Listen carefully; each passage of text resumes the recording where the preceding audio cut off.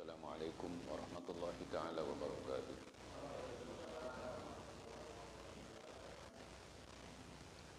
Alhamdulillah. Alhamdulillah.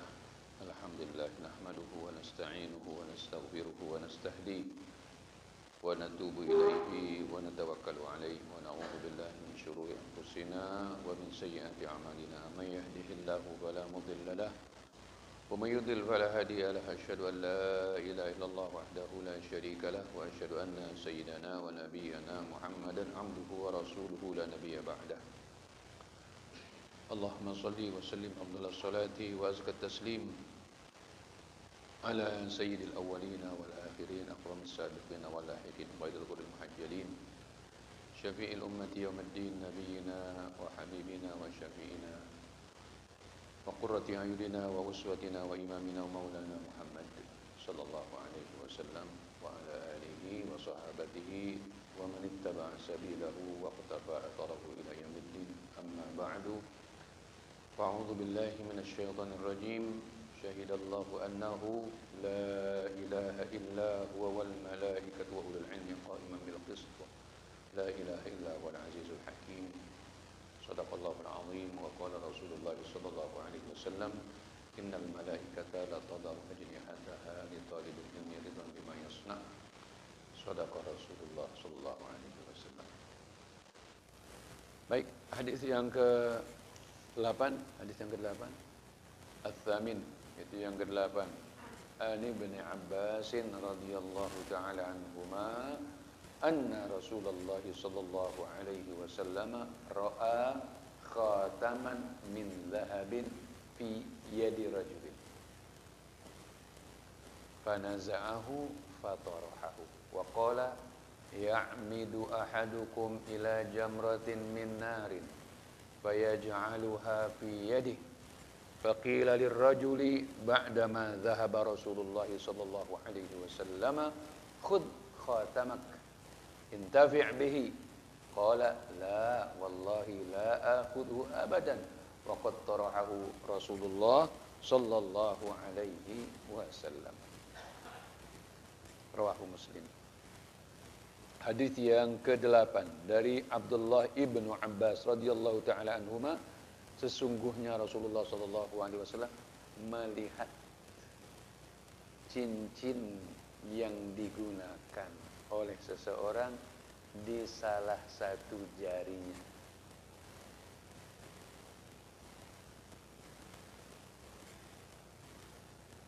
Cincin itu cincin apa? Cincin emas. Dalam hadis ini tidak disebutkan siapa orang laki-laki ini. Ini etika para sahabat ketika menyebutkan satu kelakuan yang tidak baik yang dilakukan oleh seseorang, tidak disebut namanya, karena fokusnya bukan nama tapi adalah perilaku. Dan adab inilah yang diajarkan oleh Nabi kita Muhammad sallallahu alaihi wasallam. Beliau ketika melihat sesuatu kemunkaran ya, yang dilakukan oleh seseorang dan beliau ingin menasehati di muka umum, tidak disebut namanya oleh Rasulullah. Kalau orang yang betul-betul berbahati nurani, walaupun tidak disebut namanya, dia akan berasa. Dia akan berasa. Ibaratnya seseorang gosok mukanya pakai jeruk tipis. Pakai jeruk tipis. Kalau umpamanya kulit mukanya itu tidak ada lukanya, nggak akan perih. Tidak akan perih, tapi akan terasa perih di mana ada luka di wajah orang tersebut. Akan terasa perih. Ini sekedar permisalan saja. Nah, dalam hadis ini, dalam riwayat ini tidak disebutkan siapa orang tersebut, karena tujuannya bukan siapanya, tapi adalah kelakuannya yang dinasehati oleh Nabi kita Muhammad sallallahu alaihi wasallam. Jadi ketika Rasulullah, dan Rasulullah sebagai imam, sebagai pemimpin, Para sahabat taat, para sahabat patuh dengan Rasulullah SAW, sangat patuh dengan Rasulullah SAW, sangat patuh. Bukan saja patuh, ada di antara sahabat saking patuhnya dan taatnya kepada Rasulullah, saking taatnya dengan dan saking segannya, disegani ya. Bukan karena kekejamannya, karena memang wibawa Nabi kita Muhammad Sallallahu Alaihi Wasallam. Ada salah seorang sahabat sampai akhir hayatnya tidak berani menatap wajah Rasulullah, nunduk aja. Loh, saking menghormatinya, ihtiramnya kepada Nabi kita Muhammad Sallallahu Alaihi Wasallam. Tidak dilarang, tapi dia malu. Dia tawadu, sangat tawadu di hadapan Nabi kita Muhammad Sallallahu Alaihi Wasallam. Nah, sahabat atau orang laki-laki ini yang menggunakan cincin dari emas di salah satu jarinya dicabut oleh Rasulullah. Cabut oleh Rasulullah, dikasih. Cabut oleh Rasulullah. Langsung dilemparin oleh Rasulullah. Dilempar oleh Rasulullah. Artinya apa? Tidak boleh. Di dunia kita orang laki tidak boleh menggunakan perhiasan dari nanti di akhirat masing-masing. Orang laki-laki punya perhiasan, orang perempuan punya perhiasan. Orang laki-laki punya pola dan punya pola pakaian menurut syariat, orang perempuan punya pakaian menurut pola syariat. Orang laki-laki ada warna khusus yang afdal baginya dan orang perempuan ada warna khusus yang afdal baginya. Pola umumnya pakaian laki-laki jangan ketat. Jangan ketat. Sehingga kecetak itu anggota badannya. Ketat betul. Kalau orang Jakarta bilang cekak gitu. Ketat, cekak pakaiannya. Sampai kalau dia nunduk itu belakangnya kelihatan. Ya.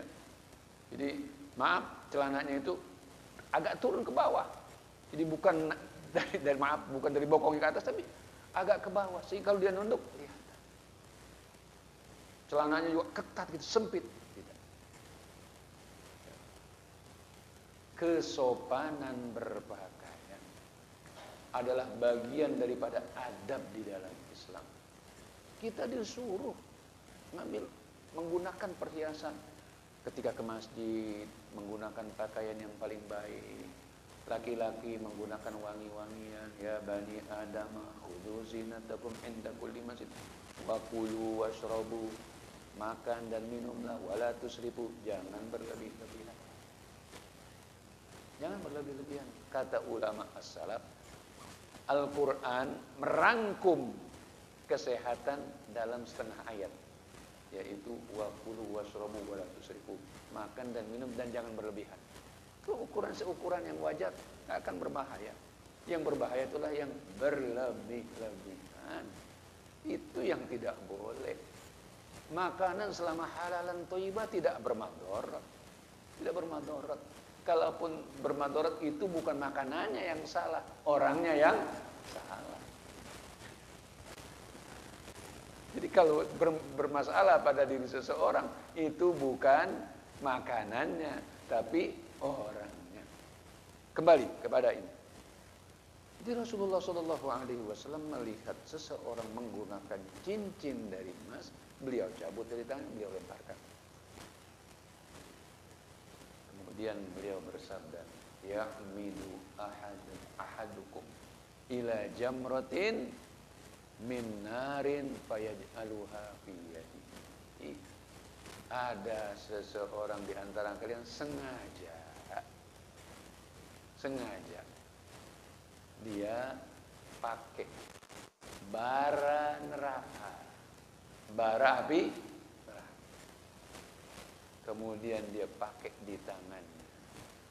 Jadi ada di antara kalian sengaja ngambil bara dari api neraka, dipakai di tangannya. Masya Allah. Ini teguran dengan bahasa kiasan, tapi sangat mengerikan. kalau sesuatu kelakuan yang dilarang oleh Rasulullah dan ada ancamannya yaitu akibatnya neraka, itu sesuatu dosa yang besar. Sesuatu dosa yang besar.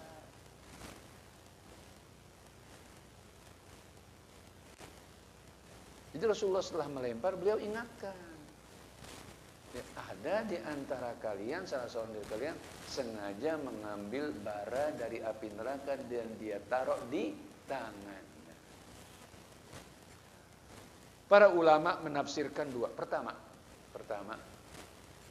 dengan tafsiran secara tersurat bahwa yang dipakai oleh orang tersebut berupa cincin dari emas seolah-olah adalah api neraka yang dia tempelkan dan ditaruh di tangannya. Tafsiran yang kedua, tafsiran secara tersirat bahwa orang tersebut nanti di akhirat dia akan dibalas atas perbuatannya itu kalau dia tidak bertobat. Kalau dia tidak bertobat, yaitu berupa apa? Di tangannya akan ditaruhkan bara api neraka. Naudzubillah. Setelah dilempar oleh Rasulullah SAW dan Rasulullah pergi, maka ada orang yang mengatakan kepada orang pemilik cincin emas tadi, apa kata orang kepada seseorang pada dia? Khudh khatamak, ambil tuh cincin ente yang dilemparin oleh Rasulullah, supaya ente bisa manfaatkan. Apakah ente jual? Apakah seorang yang memerlukan? Apa jawaban orang tersebut? Dia saking taatnya, saking patuhnya dengan Rasulullah, tidak, saya tidak akan mungut lagi, tidak akan ambil lagi apa yang sudah dilempar oleh Rasul, sudah dibuang oleh Rasulullah SAW.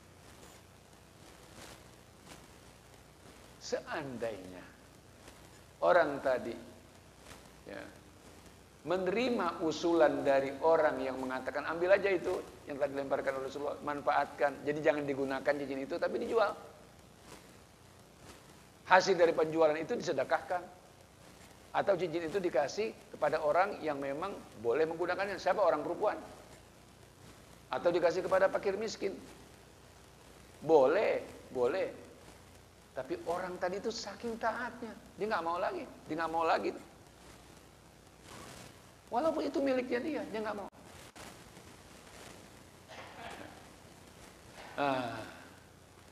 Jadi ada riwayat lain.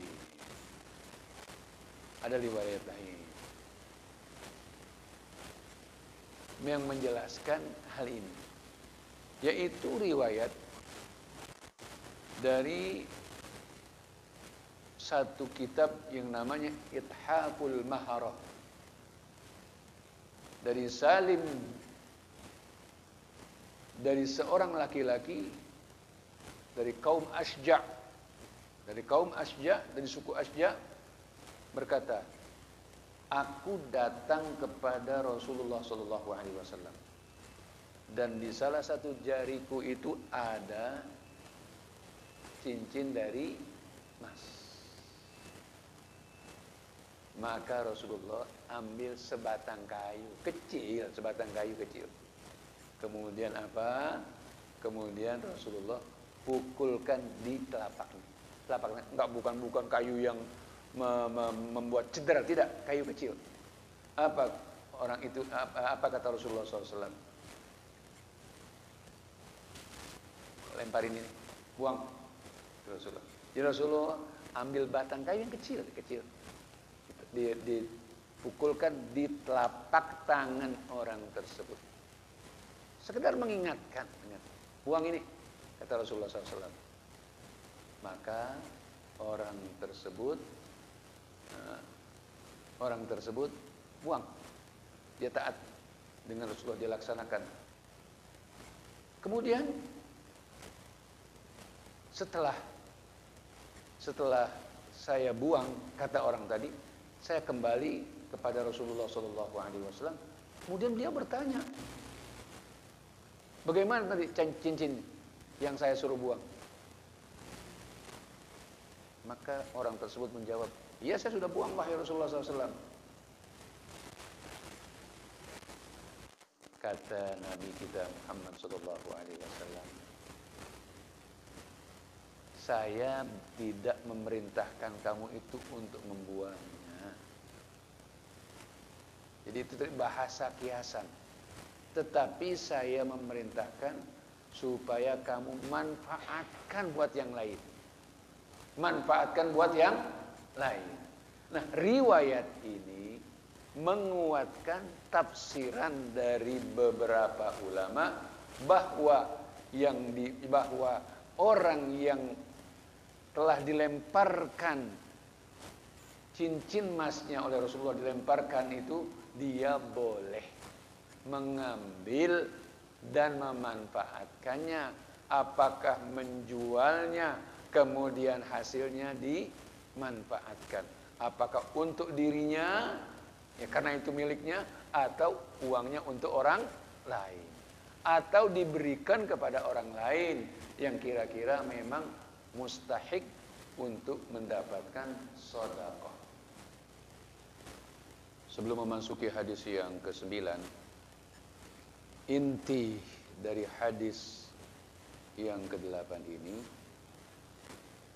bahwasanya yang dilarang oleh Rasulullah yaitu orang laki-laki tidak boleh menggunakan perhiasan dari emas. Adapun dia memiliki sebagai umpamanya simpanannya dia mempunyai logam mulia dan dia lakukan zakatnya, boleh. Atau itu perhiasan menjadi perhiasan keluarganya, apakah istrinya atau anak-anak yang perempuan, boleh. Yang enggak boleh adalah orang laki menggunakan perhiasan dari emas. Itu yang tidak diperbolehkan. Dan dari sisi inilah harus dipahami hadis ini. Jadi jangan sampai salah paham terhadap hadis ini. Jadi bukan berarti seseorang laki-laki tidak boleh memiliki, boleh memiliki, tapi dia tidak boleh menggunakannya sebagai perhiasan. Termasuk juga menggunakan umpamanya nampannya dari emas, nggak boleh. Gelas minumannya dari emas, tidak boleh. Jadi gunakanlah sesuatu sesuai dengan fungsi apa? Perhiasan buat orang perempuan. Ya.